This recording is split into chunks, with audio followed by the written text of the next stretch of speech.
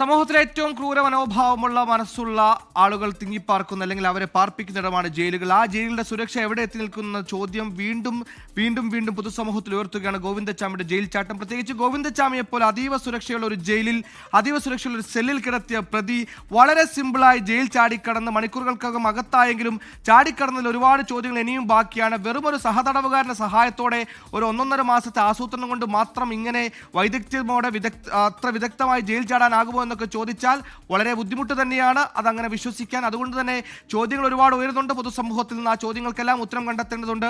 ഗോകുൽ, ഏകദേശം ഈ പറയുന്ന നിയമ നടപടിക്രമങ്ങളൊക്കെ പൂർത്തിയായി എന്ന് മനസ്സിലാക്കുന്നു. ഈ ജയിൽ ചാടിയതുമായി ബന്ധപ്പെട്ട് അറസ്റ്റ് രേഖപ്പെടുത്തിയിട്ടുണ്ടാകും. ഇനിയൊരു മെഡിക്കൽ പരിശോധന ആവശ്യമുണ്ട്, തുടർന്ന് റിമാൻഡ്, അങ്ങനെ തന്നെയല്ലേ കാര്യങ്ങൾ? അതിനപ്പുറത്തേക്ക് വിയ്യൂരിലേക്ക് മാറ്റുമെന്ന ഒരു ബലപ്പെടുന്ന സംശയം കൂടി വരുന്നു അല്ലേ?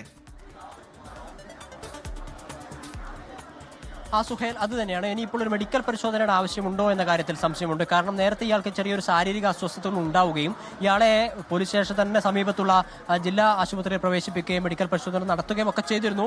അതിനാൽ ഒരുപക്ഷെ മെഡിക്കൽ പരിശോധന വേണ്ടിവരില്ല എന്നാണ് മനസ്സിലാക്കുന്നത്. നേരെ ടൗൺ സ്റ്റേഷനിൽ നിന്ന് റിമാൻഡ് റിപ്പോർട്ട് തയ്യാറാക്കിയതിനു ശേഷം Kannur judicial first class magistrate കോടതിയിലേക്ക് ഹാജരാക്കുകയായിരിക്കും ചെയ്യുക.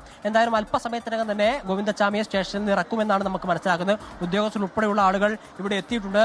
ഗോവിന്ദച്ചാമിയെ കൊണ്ടുപോകാനുള്ള, അതായത് കോടതിയിലേക്ക് കൊണ്ടുപോകാൻ ആവശ്യമായിട്ടുള്ള ജീപ്പ് ഉൾപ്പെടെയുള്ളവ ഇവിടെ തയ്യാറാക്കി വെച്ചിട്ടുണ്ട്. ഏതാനും നിമിഷങ്ങൾക്കകം തന്നെ ഗോവിന്ദച്ചാമിയെ ഇവിടെ നിന്ന് ഇറക്കും, ജുഡീഷ്യൽ ഫസ്റ്റ് ക്ലാസ് മജിസ്ട്രേറ്റ് കോടതിയിൽ ഹാജരാക്കും. തുടർന്ന് ഏത് ജയിലിലേക്കായിരിക്കും എന്നുൾപ്പെടെയുള്ള കാര്യങ്ങൾ അവിടെ നിന്നായിരിക്കും അറിയാൻ വേണ്ടി സാധിക്കുക.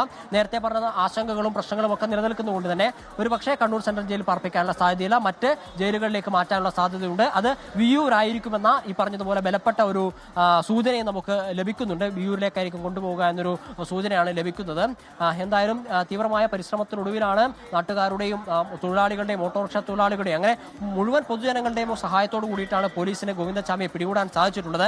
മാധ്യമങ്ങൾ നൽകിയ വാർത്തകൾ ഈ ഗോവിന്ദച്ചാമിയെ ഐഡന്റിഫൈ ചെയ്യാൻ സാധാരണ ജനങ്ങളെ ഏറെ സഹായകമായി. അതിന്റെ അടിസ്ഥാനത്തിൽ ഒരു വ്യക്തി നൽകിയ സൂചനയുടെ അടിസ്ഥാനത്തിലായിരുന്നു ഗോവിന്ദച്ചാമിയെ നോട്ട് ചെയ്യുകയും തളാപ്പിലുള്ള ആളൊഴിഞ്ഞ ഒരു വീട്ടിൽ അയാളുണ്ട് എന്ന് മനസ്സിലാക്കുകയും പോലീസിന് സാധിച്ചത്. അവിടെ നടത്തിയ പരിശോധനയ്ക്കൊടുവിൽ അവിടെ തന്നെയുള്ള ആ വീടിനോട് ചേർന്നിട്ടുള്ള ഒരു കിണറിൽ നിന്നാണ് അയാളെ കണ്ടെത്തിയത്. എന്തായാലും ഇപ്പോൾ ടൗൺ സ്റ്റേഷനിലുണ്ട് ഗോവിന്ദച്ചാമി. അല്പസമയത്തിനകം തന്നെ ഇവിടെ നിന്ന് ഇറക്കുമെന്നും മനസ്സിലാക്കുന്നു.